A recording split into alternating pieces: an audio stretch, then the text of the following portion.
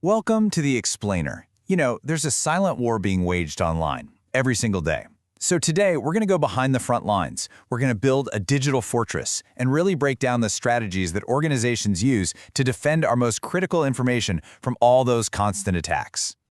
Okay, so let's just start with the big question, right? This is something that really affects all of us, whether you're just trying to protect your own personal photos or you're securing, the critical data of a massive corporation. And here's the thing, the answer isn't just buying some piece of software, it's a whole strategy. So to build that fortress, we first have to figure out exactly what it is we're protecting. Now, security experts have a term for this whole mission. They call it information assurance, or IA. And honestly, it's the foundation for everything else. It just means our data needs to have 4 key things. Integrity, so we know it's accurate. Availability, maybe it's actually there when we need it. Confidentiality, so it stays private. And authenticity, so we can be sure it's the real deal. Okay, so here's our game plan for today. We're going to look at the overall modern strategy, then we'll get into predicting threats, protecting our assets, and what to do when things go wrong. That's detecting and responding. And at the end, we'll take a peek into the future with AI as a defender. Sound good? Let's get into it. All right, first things first. The number one rule of modern security is that it's never finished. I mean, you can't just build the fortress and then, walk away. It's a continuous cycle. It's a living, breathing process that has to constantly adapt, mainly because the threats themselves are always changing. And this right here, this is the blueprint for that whole process. It really all boils down to these 4 phases: predict, protect, detect, and respond. And you got to think of it like a constant loop.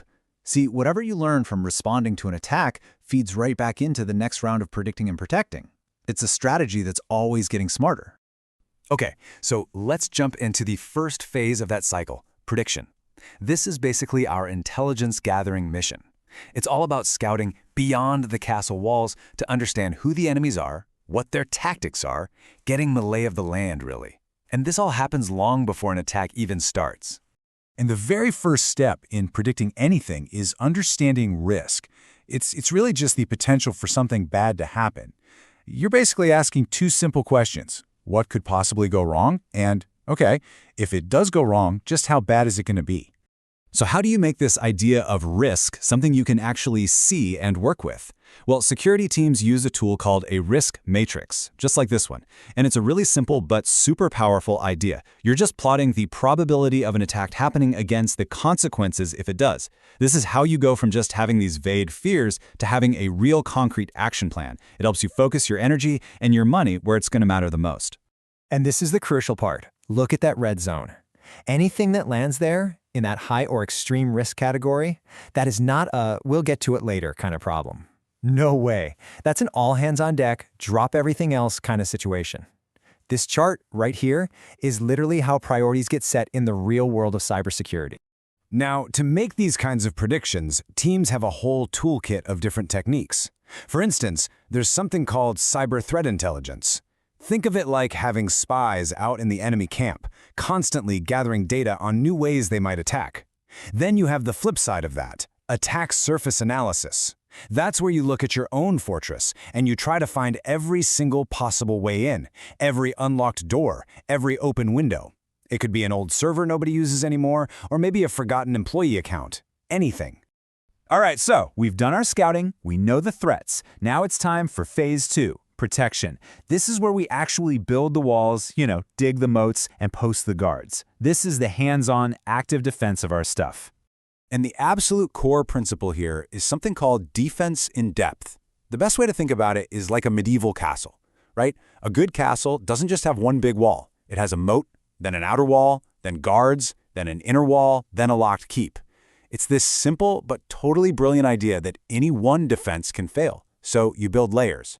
And these layers are designed to work in a sequence. So first, you're protecting the endpoints. We're talking about the actual devices, the laptops, the servers. Now, let's say an attacker gets past that.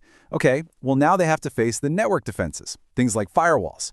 And if they somehow miraculously get through that layer, they still have to get past protections on the data itself, like encryption. See?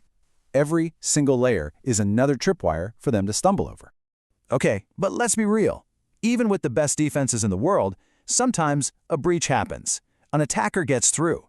And that brings us to the next absolutely critical phases, detection and response. So what do you do when the bad guy is already inside the walls?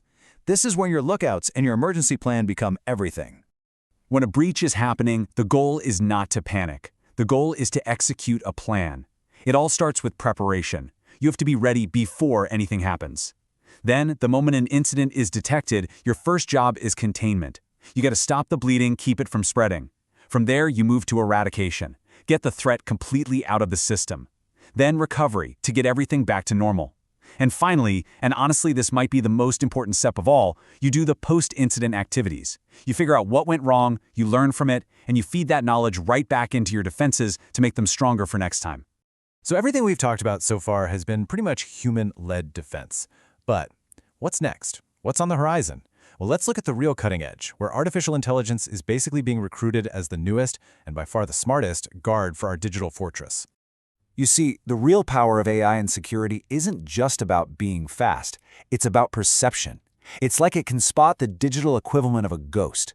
By sifting through billions, literally billions, of data points, it can pick up on these incredibly subtle patterns of a brand new, never-before-seen type of attack. We call that a zero-day exploit. And it's the kind of thing that would be totally invisible to a human analyst. And AI is being used absolutely everywhere on the battlefield now. Let's just take one example, behavioral analytics. What it does is it learns the normal everyday rhythm of a network. It knows what normal looks like. So if all of a sudden an employee's account starts accessing really weird files at 3 in the morning, the AI can flag that instantly as a potential problem, a potential account takeover. And it does it long before any human would ever notice. It's all about spotting those tiny little anomalies that scream attack in progress. And all of this, it brings us to one final, really crucial question. Look, cybersecurity has always been this endless cat and mouse game. And as our defenses get smarter and smarter with AI, well, so did the attackers. They're using AI too. So the question we're all left with is this. In this massive, escalating digital arms race, can the defenders ever really get ahead? Or are we just destined to always be reacting, forever playing catch-up?